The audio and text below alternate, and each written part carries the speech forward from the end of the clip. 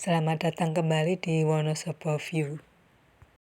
Membahas kuliner di Wonosobo, rasanya memang kurang komplit ya jika tidak membahas tentang tempe kemul, kuliner otentik yang hanya bisa ditemukan di Wonosobo dan sekitarnya.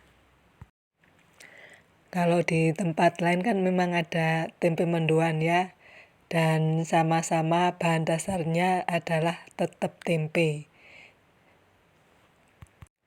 Tetapi ternyata ada banyak sekali perbedaan antara tempe kemul ala Wonosobo dan tempe mendoan. Beda dengan tempe mendoan ya, yang adalah tempe goreng tepung yang disajikan setengah matang dan kaya akan lemak.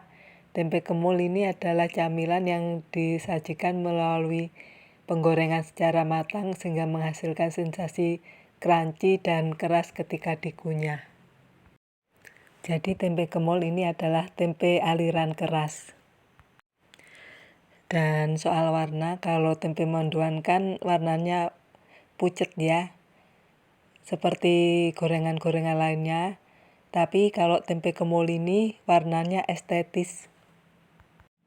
Dan bukan tempe kemul namanya jika warnanya pucet tidak kuning. Nah, warna kuning ini didapat dari kunyit yang diparut atau diulek, lalu dicampur dengan adonan tepung yang akan mengemuli tempe ketika digoreng. Nah, penggunaan kunyit ini sendiri sebagai pewarna pada tempe kemul rupanya tidak bisa digantikan dengan pewarna makanan apapun. Ya, meskipun tidak dipungkiri ya, ada beberapa penjual yang ya pengen cari jalan pintas yaitu dengan memakai sumba, tapi tetap warnanya beda. Kalau dengan menggunakan kunyit ini warnanya menjadi lebih seksi dan menggoda selera. Dan untuk tepungnya, kalau tempe mendoan kan menggunakan tepung terigu biasa. Tetapi kalau tempe kemul itu menggunakan campuran terigu dan tepung kanji basah. Kalau di Wonosobo biasanya disebut tepung pati teles, tepung pati basah. Dan ini juga ditaburi dengan daun kucai yang menjadikan tampilan tempe kemul ini menjadi sangat menggoda selera. Nah, kalau tempe mendoan itu hanya sekedar tepung yang membungkus tempe yang lebar, tapi tepung di tempe kemul itu beneran seperti kemul atau selimut yang lebar, dan ukurannya ini bisa 2 kali lipat ukuran tempenya sendiri. Dan ini sesuai banget dengan sebutannya yaitu kemul berarti selimut.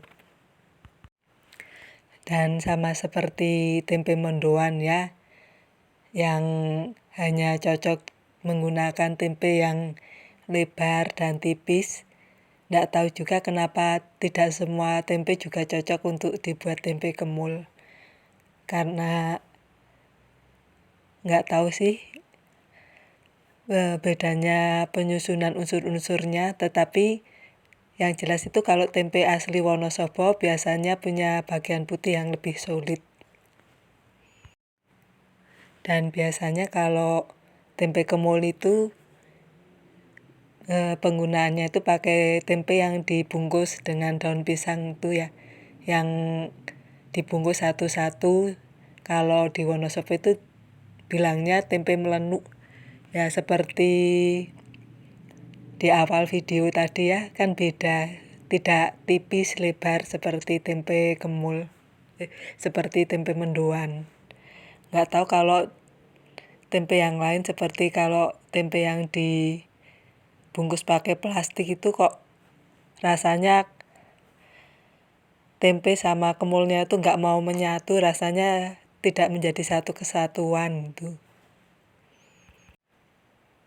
Di Wonosobo, camilan tempe kemul ini mudah sekali ditemukan kapanpun dan dimanapun. Ini saya belinya subuh-subuh di pasar pagi Jarak Sari. Sudah banyak yang beli dan banyak juga pedagang yang menjualkan jajanan tempe kemul ini. Dan tempe kemul ini mudah ditemukan di penjual nasi Megono karena mereka berdua itu merupakan pasangan yang serasi, juga di warung nasi uduk di siang hari, nasi rames, mie ongklok, bahkan bakso juga banyak yang menyediakan tempe kemul.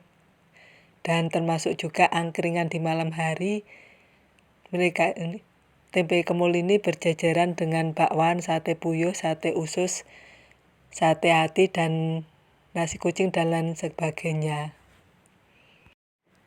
Untuk harganya sih bervariasi antara, karena sekarang apa-apa sudah mahal ya, tepung terigu mahal, minyak mahal.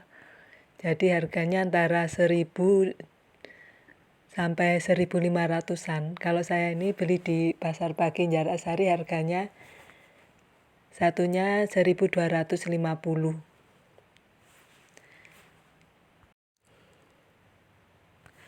Dan memang teman saya itu ada juga yang berasal dari Medan.